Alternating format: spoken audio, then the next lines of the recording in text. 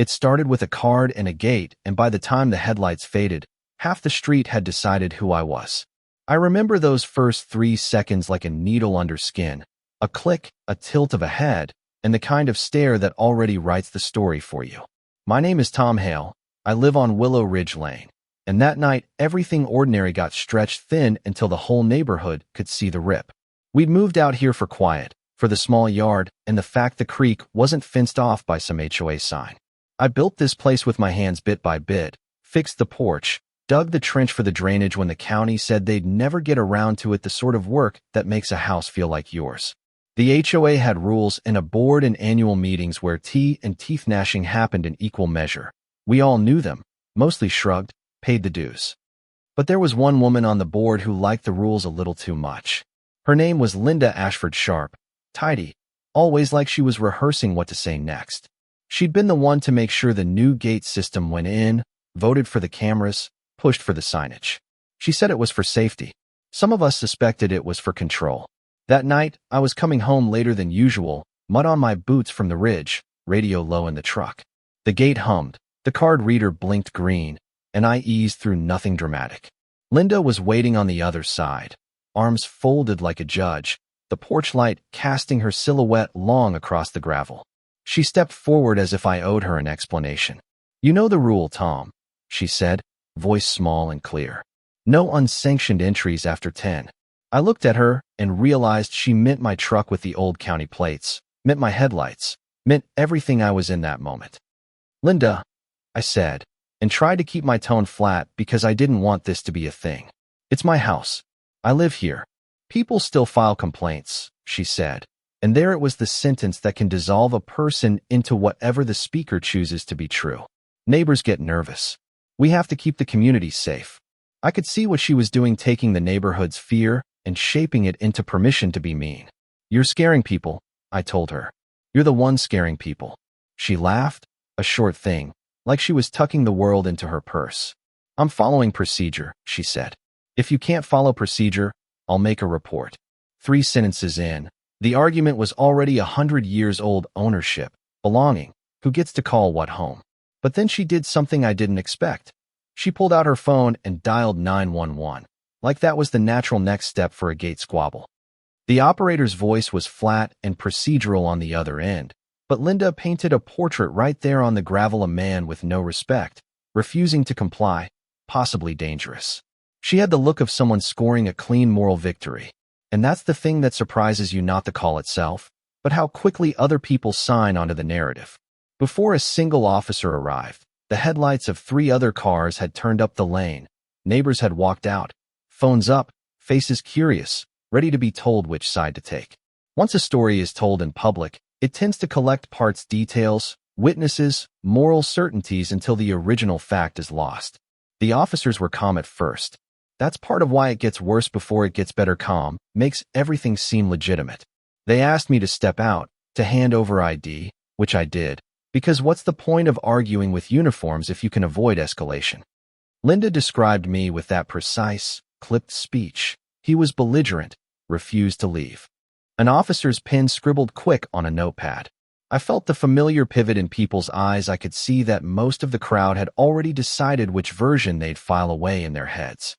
But somewhere in the middle of that script, a neighbor named Sarah, late 20s, coffee in hand, not much patience for performative authority, stepped forward and said, loud enough to make the officers look up, "Tom's been here 6 years. He's fixed fences for half the block. Who are you saying is belligerent?" Her voice cracked, not out of anger so much as the disbelief that anyone would try to erase a neighbor's years with a single call. That was the unexpected counterpunch. It wasn't just Sarah, others chimed in. The camera phones that had been raised to document the drama turned their lenses into shields. There was a chorus of living memory. Tales of me hauling gravel when the county didn't, of helping Mrs. Delaney retrieve her cat from the oak. The officers paused, reassessed. Linda's face thinned, and for a moment I thought maybe it would end. But she dug in, and this is where the motive matters. It wasn't just about a rule. Behind Linda's neat hair and committee nameplate was a story of property lines and a small, escalating feud with the family across from her. A dispute about whether a communal easement meant anyone could park a trailer near the creek. Her push for the gate had started there, as a weaponized fix for a personal grudge, and the gate became a place where that grudge could be enforced every single night.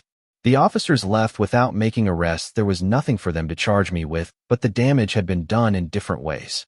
Linda had made a public performance of authority, and the message landed in the neighborhood like a stone. Some of us belong more than others. For the rest of the week, the HOA's chat group buzzed, a hive of opinions, people taking sides, people remembering things differently.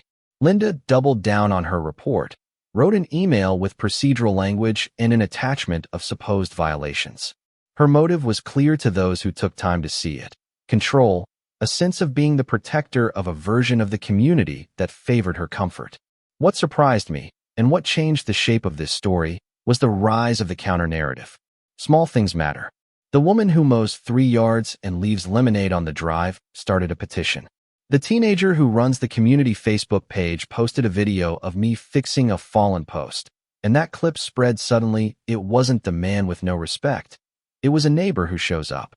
People began to talk about use of emergency services, about the responsibility that comes with dialing 911, about how a call can carry weight, can rearrange a life. A few nights later, Linda cornered me at an HOA meeting of all places, where civility is performative and chairs are bolted in rows. "You think you're above the rules," she said, her voice low. I remember the way she leaned forward, like a prosecutor in a courtroom drama. I could have shouted back. I could have called her out for weaponizing the system. Instead, I let the room breathe for a second and told the truth as simply as I could. I never asked for special treatment. I asked to be treated as part of this place. That's all. Her retort was sharp, a line she must have practiced. "We keep the neighborhood safe." But safety, I could tell, was a word she'd let hold space where accountability should be. That meeting didn't resolve anything. Exactly, the board voted to review conduct, and Linda's authority quietly frayed as more neighbors spoke up. It's one thing to have a procedure. It's another to have a neighborhood that refuses to let procedure become a club. The cinematic end of it wasn't a dramatic confrontation with sirens and a gavel. It was quieter, but to me more satisfying. One evening, a month after the gate incident, the board sent an email asking Linda to step down from her role on the grounds that she'd misapplied procedural authority and harmed community trust. She packed a neat binder, walked out under the same porch light that had once made her silhouette a long, uncompromising line, and the street had that awkward, summer after a storm hush, like a world just a little different than before. But the story doesn't end there, and the ending I prefer isn't tidy. Linda didn't suddenly become a villain in a movie. She had reasons. She had a fear of change, of losing the neatness that made her comfortable. She also had the kind of will that looks like conviction to those who share it. We didn't exile her from the neighborhood. She moved to a small condo down the interstate and sent a few terse emails about principles.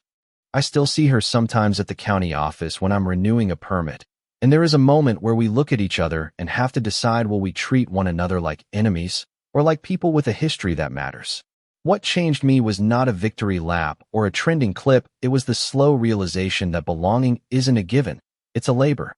You maintain belonging by showing up for the neighbor when someone tries to take them apart with a tidy little story, by correcting the record when it's false, by remembering that systems like rules and 911 exist for real emergencies and shouldn't be co-opted for petty authority. I learned that being calm doesn't mean being passive. It means picking the right moments to speak and making sure the voice you have is used to anchor truth. If there's a moral here, it's messy. Institutions can be used to protect or to exclude, and neighbors can be both the problem and the solution. If you ask me whether Linda was wrong, yes. She weaponized a system and caused harm. Was she wholly evil? No. She was someone whose desire for order outstripped her practice of empathy. And that's the part one want you to think about when you write in the comments, not just who was right or wrong, but why someone would think this was the right thing to do in the first place. So here's where I want you to jump in.